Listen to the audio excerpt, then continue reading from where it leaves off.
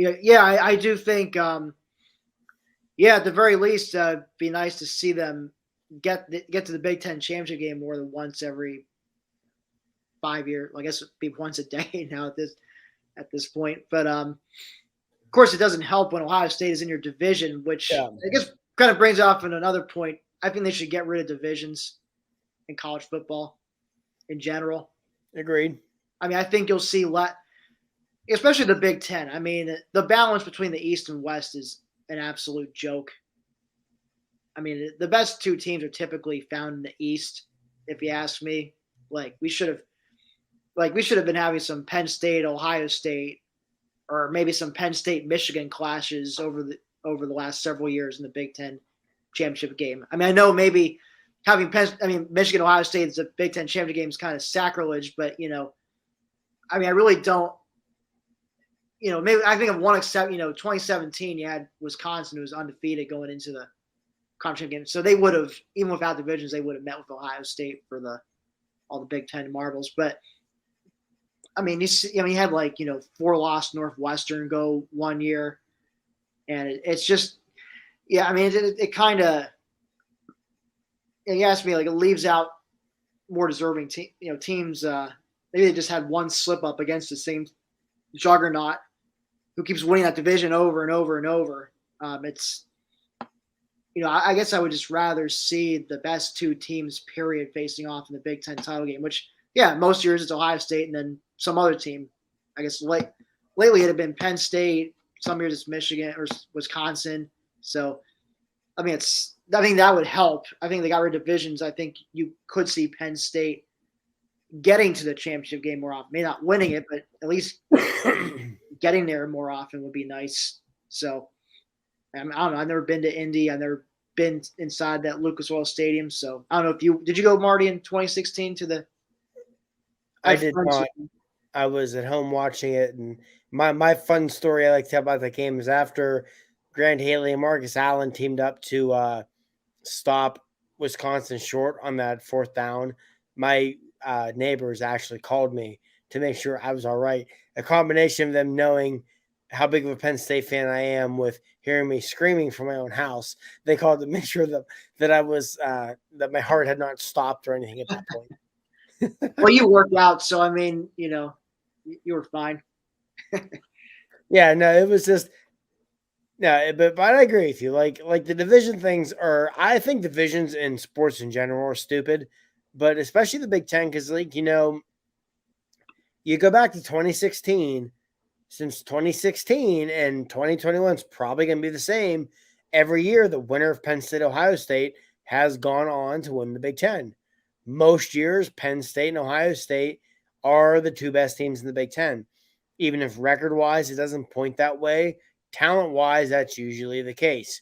So, the Big Ten in general, I think, really needs to overhaul things. I feel very confident saying Penn State, Michigan, Ohio State, Michigan State, all four of them would win the Big Ten West easily this season. All four of them would have won the Big Ten West easily in most seasons. Hell, there's probably a decent amount of seasons where Indiana would be the best team in the Big Ten West. The Big Ten West is not very good. And what's probably most frustrating is when all the dust settles this year, Wisconsin probably still finds a way to win the Big Ten West somehow because that's what Wisconsin does. But yeah, no, I agree with them. The divisions. I don't like divisions in sports, period, especially the way the Big Ten divisions are drawn. And I've said for a long time, they need to do something about it.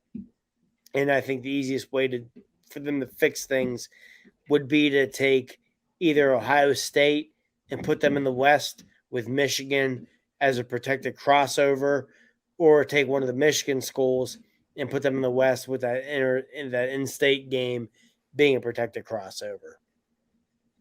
Yeah, I guess my solution, if we get rid of divisions, you would have some protected yearly games. So, I think in Penn State's case, you'd have, and same with Michigan, you'd play Ohio State and Michigan State every year. And then, I guess Indiana, Purdue play each other every year, maybe Wisconsin, Minnesota.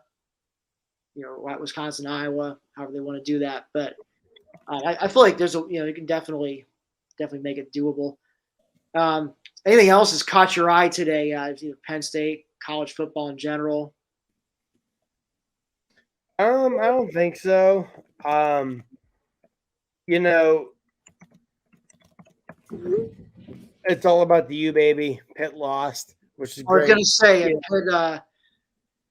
Yeah. Pitt, once Pitt for the first time in many years had actual expectations and failed to deliver on them. Miami came in, lit them up. Pitt, to their credit, did bounce back and tie it up, I believe. But then, but the Miami went down and scored again. I think Van Dyke was the backup quarterback who seems to have won the starting job at this point. We'll see if it's enough to save Manny Diaz's job. He was 3-4 going into today. He's now 4-4. If they can salvage a winning record, maybe he buys Diaz an additional year. But who knows? Maybe it's too late and Diaz could be done anyway. That's the other thing too. I think the coaching carousel. That's maybe our last topic before we sign off. But I think coaching carousel there could be some more, I guess, more bigger names. I don't want to say big name, but Miami could potentially come open depending on how they finish down the stretch. Florida, actually, I've been reading things about. I think Josh. I don't know Josh Pate. He hosts this late kick live show for 24/7 Sports. No. Yeah. So Pate was saying something about Mullen. I guess I kind of remember this now. They mention it, but Mullen was heavily flirting with NFL jobs last offseason, and it sounded like he thought he was really going to land one of those NFL head coaching jobs, and then he didn't. And then Pate was saying he looks like a guy who didn't expect to be at Florida this year, and it's showing on the field with how they've started out at 4-4.